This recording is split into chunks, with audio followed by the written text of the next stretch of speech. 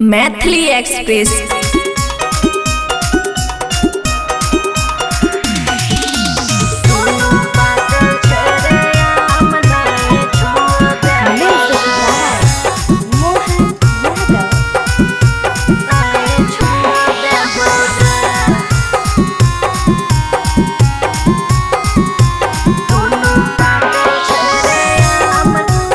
खुशी recording studio बलुआहा।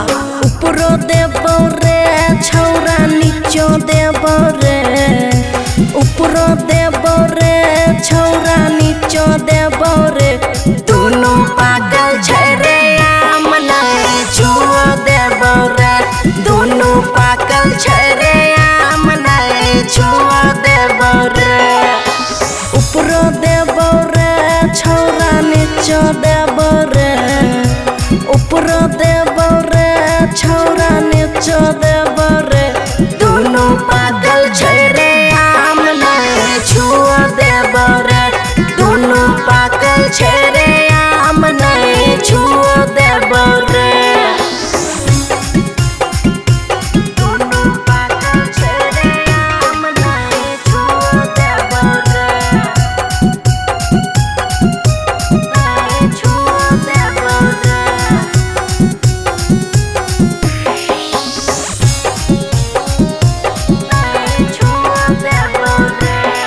Herelle Bhita आम छोरा नखरा नहीं करे, आगा बेचे जेबे कमर नहीं धरे रे हट।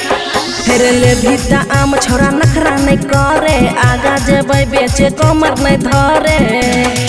हेरे किलो देबो रे कि 2 किलो देबो रे, किलो देबो रे कि 2 किलो देबो रे, दोनों पागल छै रे आम नहीं छुओ देबो रे, दोनों पागल छै रे आम नहीं छुओ देबो रे, दोनों पागल छै रे आम नहीं छुओ देबो रे, नहीं छुओ देबो रे। हेरे माल कलकतिया देबो किसन भोग रे, नमहर साज छौ तोरे जो कर रे रे सुना। हेरे माल कलकतिया देबो किसन भोग रे, नमहर साज छौ तोरे जो कर रे।